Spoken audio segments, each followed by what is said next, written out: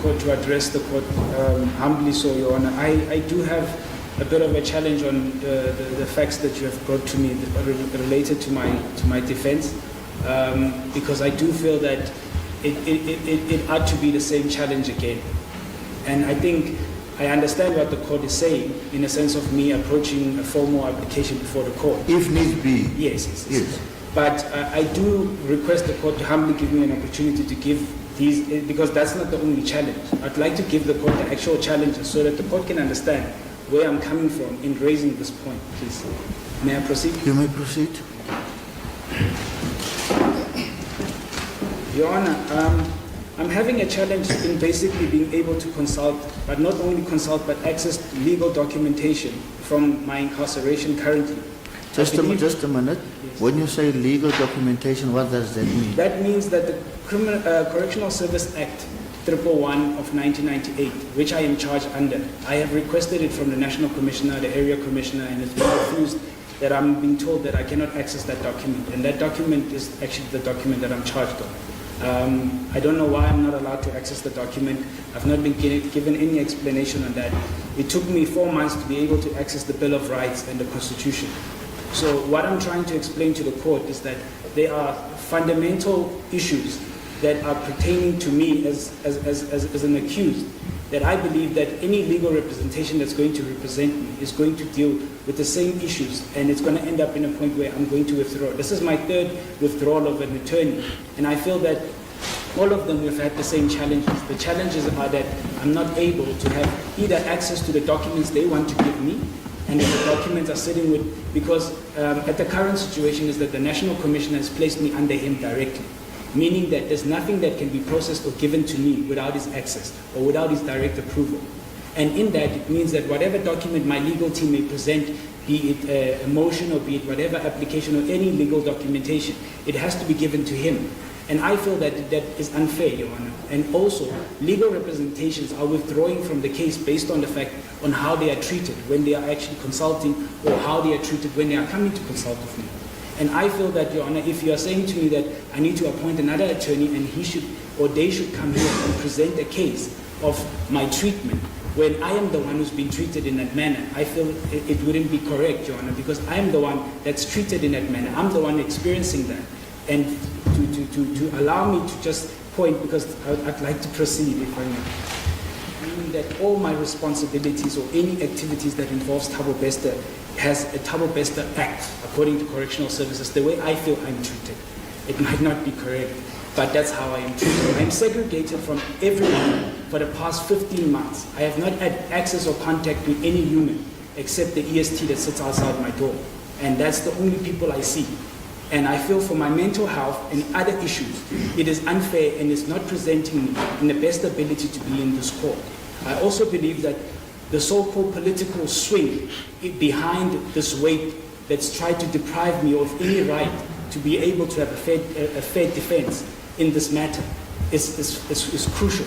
Your Honor, I shy away not from the fact that in the docket there's a statement that has been produced by the investigating officer who actually apparently has committed suicide, that says that I have said that the former president is the one who orchestrated this escape.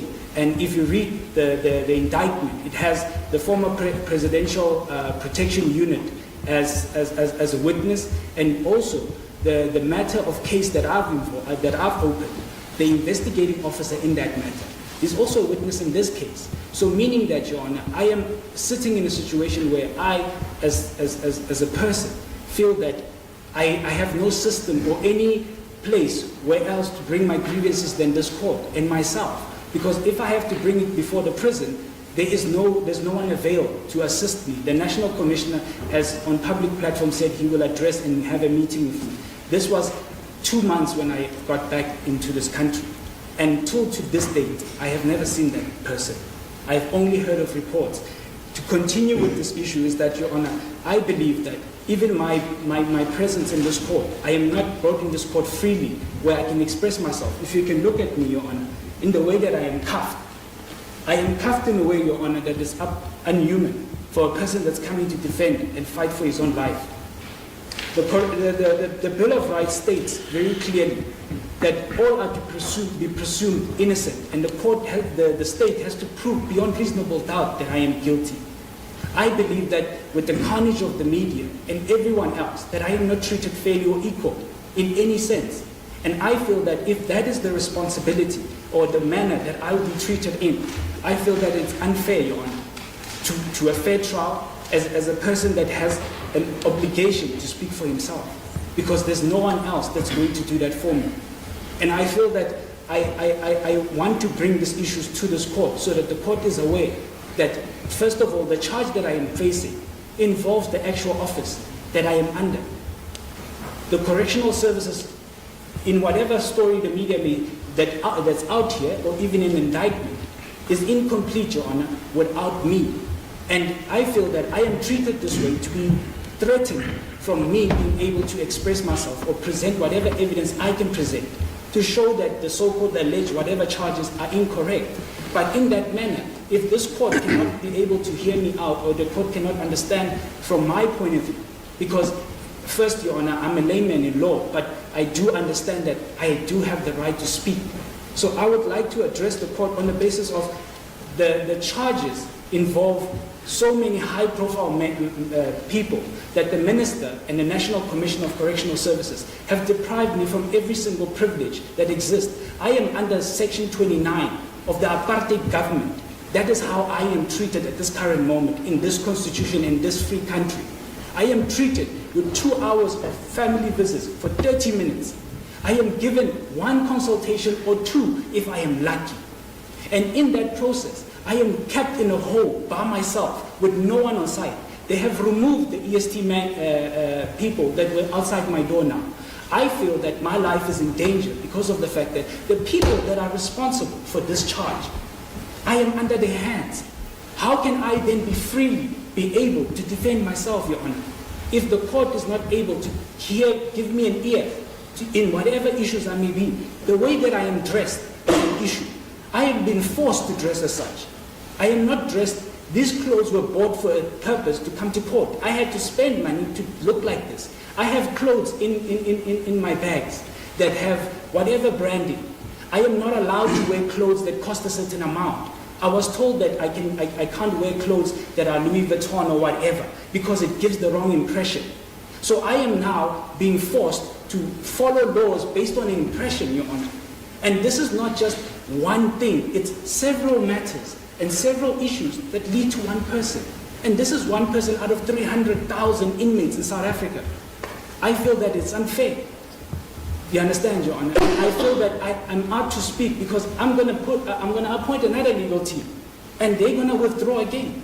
And I'm going to come back and say, Your Honor, but I have the same problem.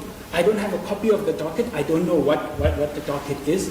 And I feel that the MPA are to give me the docket directly. Because if this is the manner that I'm going to have, I might have to defend myself as a lame person in court and hope and pray that whatever facts I'll present, because I have requested to the head of prison that if I can please have access to a consultation of experts, which means I would like to have a PI or forensic experts to verify if those facts in docket are actually true, because I differ from the version they have. And for me to be able to do that, I need to be allowed for them to come to the prison. But I'm not. I have 2 months left in the time period that I have to serve in CMAX. But I know for a fact that I will not be treated fairly and be released as anyone else, because there's a time period that you serve in a prison like that. There is no human rights in that prison. JIX wrote a report by Judge Cameron that he has submitted in Parliament and gave to a portfolio committee that correctional services, CMAX and COGSTAR are unconstitutional. They are violating every single right that the fundamental structure of this court exists on. And I believe that if I don't speak for myself, who's going to do that for me? Because I'm going to come here and get a remind after a remind, and it's going to be as I want to delay this matter. I am nearly done with my sentence, Your Honor. I want to finish with this matter. I feel that I'm equally treated as any other accused person in this country. First of all, Your Honor, you have the media that has tarnished and destroyed me on no facts, no evidence has been brought in any side. It's already confirmed that I have escaped, but no one knows the true facts. It is already confirmed that Thabo Bester is a rapist and a murderer. But but there's no evidence. I am self-convicted. I pleaded guilty to the most crucial, or most dangerous unit, which is called the 𝐓𝐇𝐀𝐁𝐎 killer squad, forced me to plead guilty. And that case has been pending for 13 years in these courts. Transcripts have been missing for 13 years. And it goes around in South Africa as there is a proven fact, beyond reasonable doubt, that Thabo Bester is a murderer and a rapist. I've been out for a year. There's no one charge. Leonard Chauke, which I can refer to. I am not the worst inmate in this country. I don't have the highest counts. I have 3 counts. But I am the most popular inmate in this country for no reason, because of the political carnage and because of the political issues that I have in my personal capacity that have nothing to do with this legal proceedings.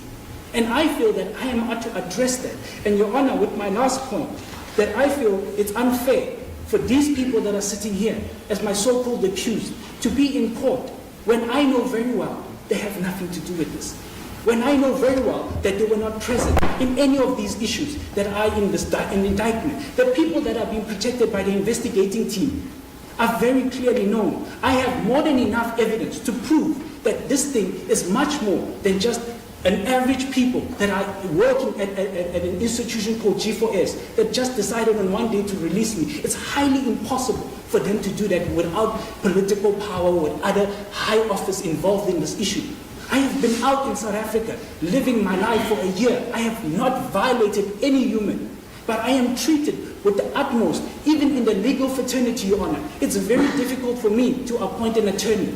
Attorney would cancel brief on the basis that say, I don't want to be associated with Thabo Bester because the media will attack me. I've had 5 counsels who told me that I would love to be in your case, but I'll be in the background because I cannot be seen in front because you're Thabo Bester. The media will destroy me and the state will never give me any work. Is that anyhow how I should be treated when I am standing in trial, Your Honor? Is that equal to any other person that is standing in trial? My last point, Your Honor, is that under Section... This is your third last point. It's something that you know nothing about. I request that the public, if they are so convinced, and if the prosecution is so convinced that I am the waste of these people's lives, that this section be enforced on a penalty or on a petition, that under the previous Act of Correctional Services, of Criminal Prosecution, Act 126 of 92, that a death sentence be given as a petition, that the public signs a petition and I be given a death sentence, and immediately I will agree to it. So we end this matter. I came here with 80 cars. I woke up at 2 o'clock in the morning. I've been having chains on my feet. My feet are ice at this point. I can barely feel my toes. This is not the way I want to proceed, Your Honor. If it means that this court can accept the petition and the public can sign it, and I can be put to rest, and we can put all this, because I am at peace. I know what I've done, I know what I've not done. I am not perfect.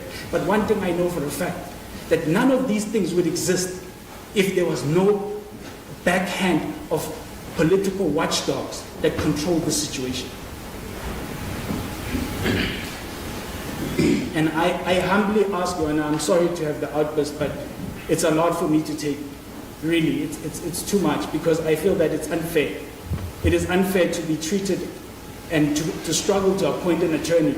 You find the best attorney in whatever, or the best advocate, but they will refuse brief. It's not a matter of funds, it's a matter of association.